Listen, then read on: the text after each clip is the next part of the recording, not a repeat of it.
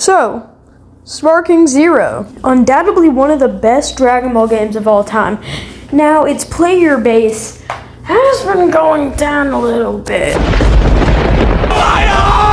But does the lower player count decide how good the game is in this case? Absolutely not. One of the perfect things that they introduced to this game is a little thing called custom battle.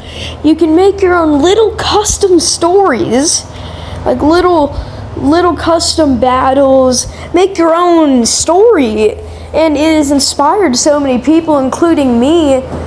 And one person really got inspired, and that person is who we're talking about today. This is what he goes by online. He goes by I Know a Guy 3. This guy wasn't just inspired. Yeah. He created 50 parts to his custom story. It goes by the name of Dragonball Tomorrow. Sick name. But it follows a story about where Raccoon killed Gohan and Krillin in the Namek Saga. I know it sounds like a lot might not change, but oh my goodness, does a lot change. We will be talking about the first 3 levels, which I like to call the rough yet humble beginnings.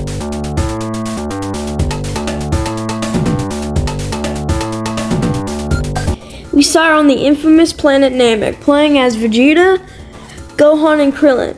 We start as Vegeta, but we immediately switch into Gohan after a short cutscene of Raccoon manhandling the crowd.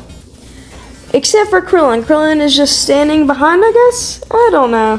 I think the creator might have forgotten about Krillin when creating. Or maybe Krillin just didn't attack yet.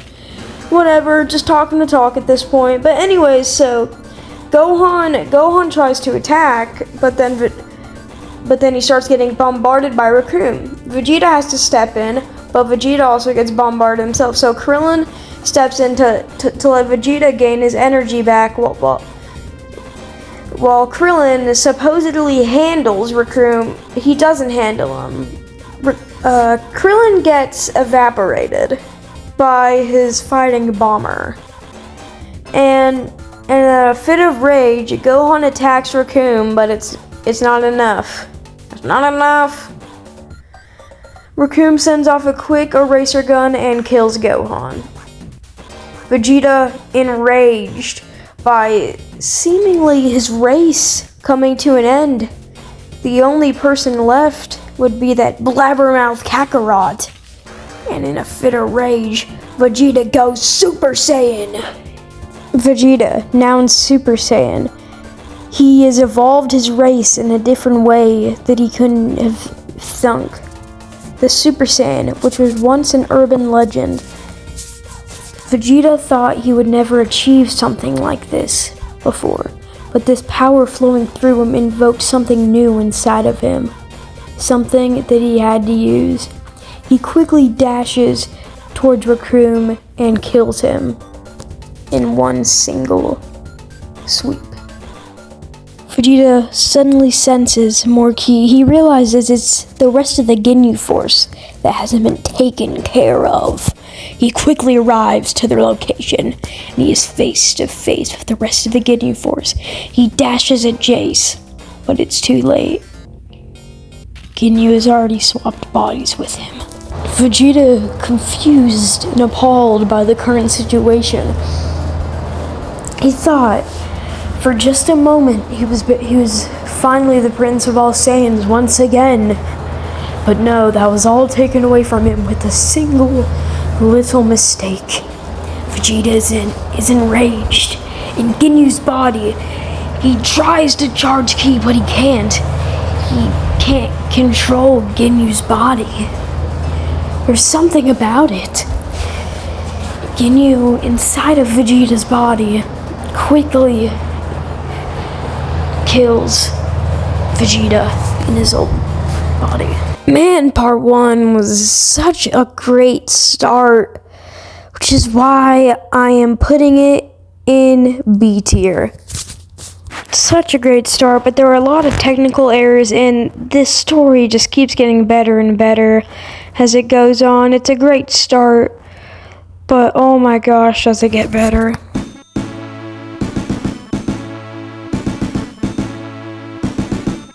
Goku arrives on Namek confused. Where's Vegeta? Where's Gohan? Where's Krillin? And then he lands down sensing this big key. Lands down and then he sees Vegeta. Golden hair with these what looks like bad guys. So Vegeta, Ginyu orders Burter to attack Goku, and then the battle starts. Goku, who easily took down Burter, is surprised. These people that Vegeta are commanding don't seem that strong. And Jace is angry. He's mad. Jace wants revenge. Jace starts fighting Goku, and in a fierce battle, Goku comes out on top, obviously. Jace had no way of beating him. Now it's time for Ginyu's turn. Ginyu quickly darts at Goku, and then they start the battle. It seems like they're equal in power, but no. Ginyu gets the upper hand and does a quick attack to Goku and knocks him on the ground. But then, suddenly, Ginyu loses Vegeta's power in Super Saiyan, and he goes back to base form. Ginyu, angry, he tries to swap bodies with Goku, but it doesn't work.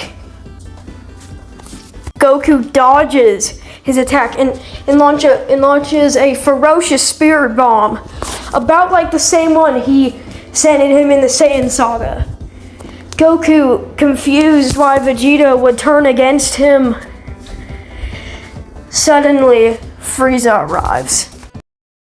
Part 2 was another slam dunk, great story. I do like the part where Ginyu couldn't hold Vegeta's power, so he had to go to base. And the part where he tried to swap bodies again, just imagine if he did. Ginyu would have been running around swapping, swap. Which is why I am putting this in also B tier. It was very good. Not as good as part 1, but still good.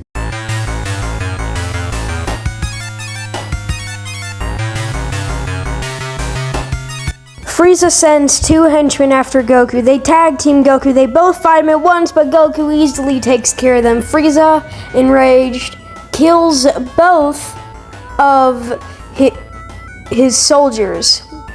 Now it's his time to fight Goku. He immediately goes into his second form, and Goku is destroying him. So Frieza gets enraged, and he impales Goku. Goku, lying on the floor, bloody, bleeding, thinks about Gohan and Krillin. He doesn't know where they are. They could be dead. They could be somewhere else. He doesn't know. They could be fighting a big enemy. They could be gone forever. He has no idea. And in the moment, all his emotions have bottled up, and he awakens a new power of Super Saiyan, the same golden hair that Vegeta acquired.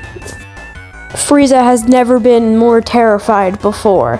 Face to face with the legendary Super Saiyan from his nightmares, he quickly goes into his third form, then to his final form. He quickly traps Goku in this ball of ki, but it does nothing.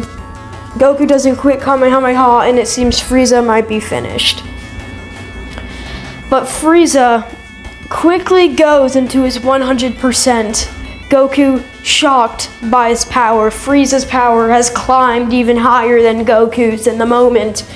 Frieza quickly sends off the "You must die by my hand" attack, and Goku is presumably dead.